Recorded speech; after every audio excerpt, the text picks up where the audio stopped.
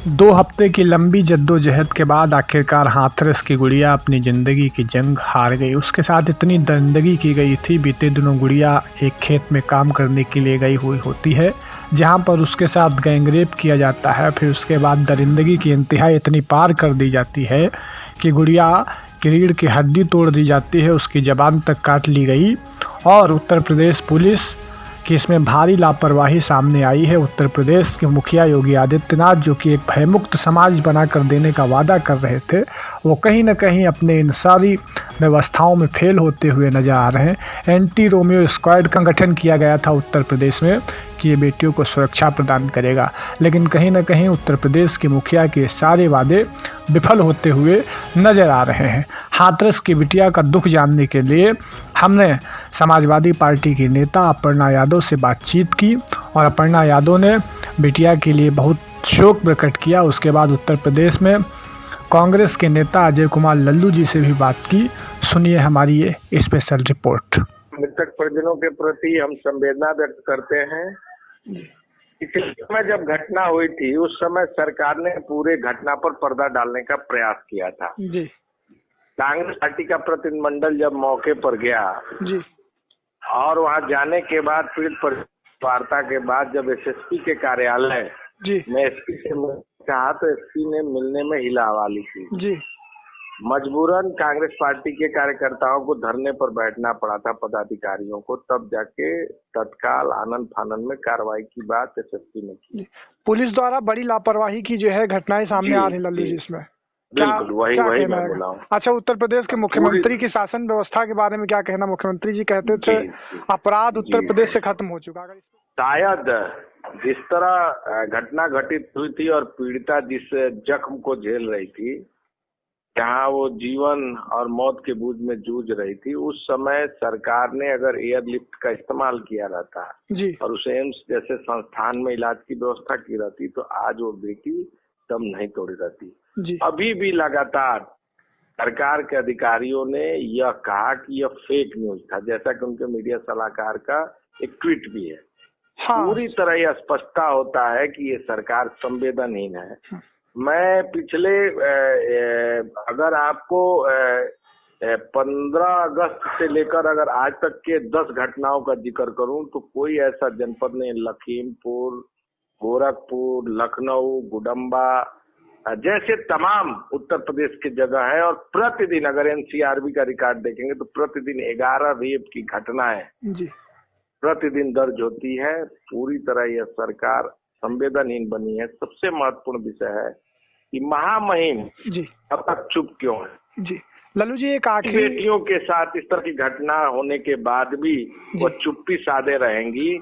आखिर वो कानून व्यवस्था के सवाल पर क्यों नहीं बोलती? जी लल्लू जी, एक आखिरी बात इस पे जो है, हाथरस के डीएम ने अभी ट्वीट करते हुए कहा कि हमने 4 लाख रुपए की सहायता पहले उपलब्ध कराई थी और 5 लाख रुपए की सहायता बाद में उपलब्ध कराई गई। क्या इन बलात्कार जैसी घटनाओं को सरकार जो है मुआवजा देके बंद करने की कोशिश करना चाह रही है? मैं बड़ा स्पष्टता के साथ कह रहा हूं कि जिलाधिकारी और एसपी इस पूरी घटना पर पर्दा डालने के जिम्मेदार हैं। सबसे पहले तो इन दोनों के खिलाफ कार्रवाई होनी चाहिए थी। दूसरी मांग कि ये जो अनुदान उन्होंने दिया है, यह किसी भी पीड़ित बहन के साथ अगर इस तरह की घटना होगी तो यह पहले से एक वो है, मतलब पहले से ये इतना सम्मानित लागत किसी भी व्यक्ति के साथ अगर इस तरह की घटना होगी तो दी जाएगी।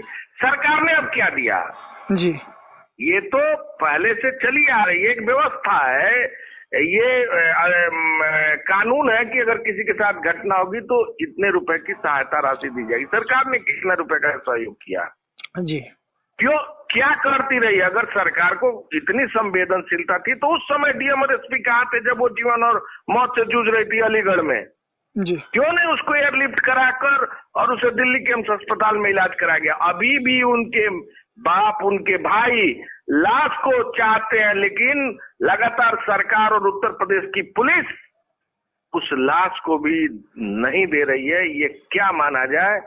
सरकार को बताना पड़ेगा। मुख्यमंत्री से ये उत्तर प्रदेश नहीं चल सकता।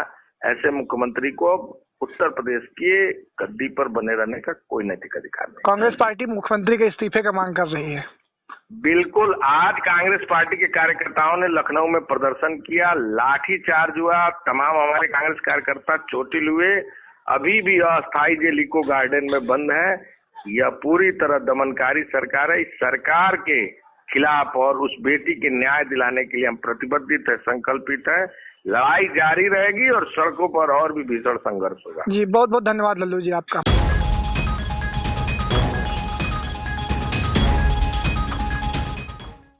मैं फिर भी अगर आप मतलब मेरा वक्तव्य सुनना चाहते हैं तो मैं बोल रही हूँ कि हाथरस में जो भी उस बच्ची के साथ हुआ जी। वो एक क्रूरता है जी। वो कोई इसमें विशेष जो है शोध करने की आवश्यकता नहीं है। कई लोग उसमें ये कह रहे हैं कि उसका रेप हुआ कि नहीं या उसको मारा गया या पीटा गया। भाई उसमें उस लड़की का साफ साफ आ रहा है, न्यूज के ही माध्यम से हम भी यही सुन रहे हैं जो आप लोग सब लोग दिखा रहे हैं। अपर्णा जी, उसमें एक तो ये बात आ रही है कि पुलिस ने जो है कार्रवाई बड़ी लेट की। उसमें जिस भी प्रकार से जो भी क्रूरता भरा अपराध है वो उसमें रेप हुआ या नहीं हुआ ये एक अलग विषय है ना। जी। पर उस बच्ची को मारा गया, पीटा गया, उसकी जबान काट दी गई, उसकी हड्डियां तोड़ दी गई।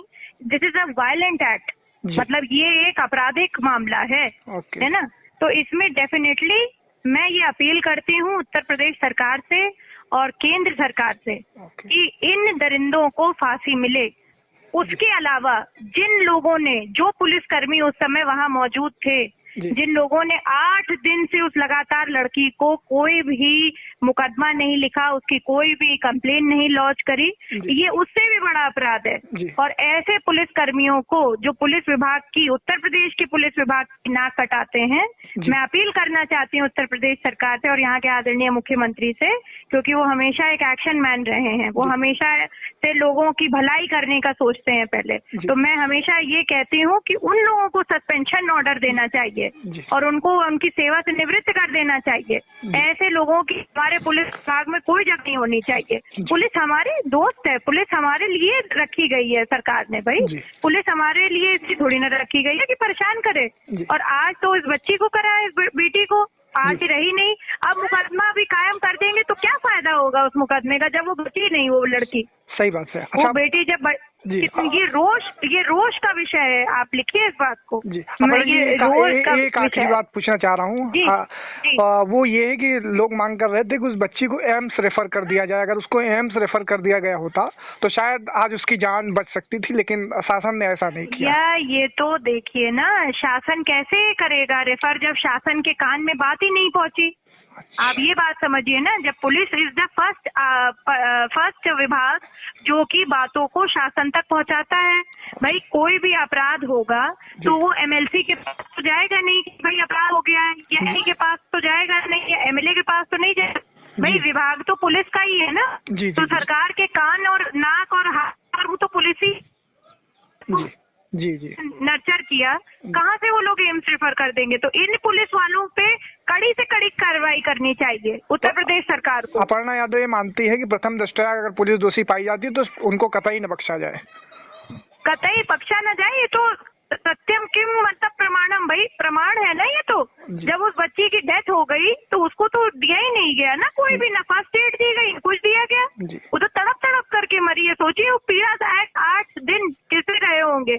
हम लोग जो है नवरात्र करते हैं भगवती का, 9 दिन में हालत किसी भी अच्छे जो न करता है तो, और जो है वो बच्ची स्वरूप हमारे सामने 8 दिन वो पुलिस इनके कान में जू नहीं देंगी। कैसे पुलिस वाले आएंगे? इनको तो मतलब अब क्या बोलना इनके लिए कुछ उचित नहीं है। इनके लिए यही सबसे बड़ा दंड होगा कि इनको सस्पेंड कर दिया जाए, कभी पेंशन ना मिले ऐसे लोगों को। ये सरकार पे कलंक है, ये पुलिस विभाग पे कलंक है, ये समाज पे कलंक है ऐसे लोग। और इन्होंने इतनी बड़ी घटना होने के बाद 2012 में इतना हाय हल्ला हुआ, इतनी ऑर्गेनाइजेशन ने करा, ऐसे लोगों के मतलब दिल नहीं है इनके, जो ये पुलिस कर्मियों ने इनका मुकदमा नहीं लिखा। सोचिए वो बच्चा जब गया होगा वहाँ पे क्या बीती होगी उसके, जो लोग लेके गए होंगे। हाँ, उसका भाई और उसकी माँ कुछ भी हुआ है अब क्या सोचिए ना क्या बीती होगी उस पे। माय गॉड, मतलब तो भयावह परिस्थिति है भाई। गलत बात है, ये बहुत गलत नहीं है और ये बहुत ही शर्मसार कर देने वाली है बात।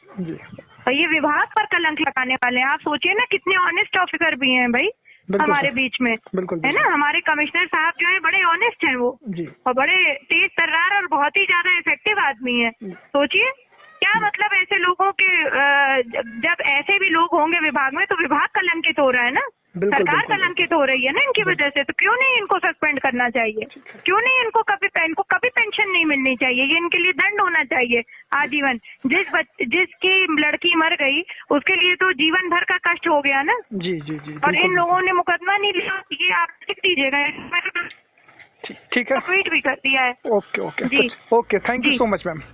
जी जी जी, थैंक यू।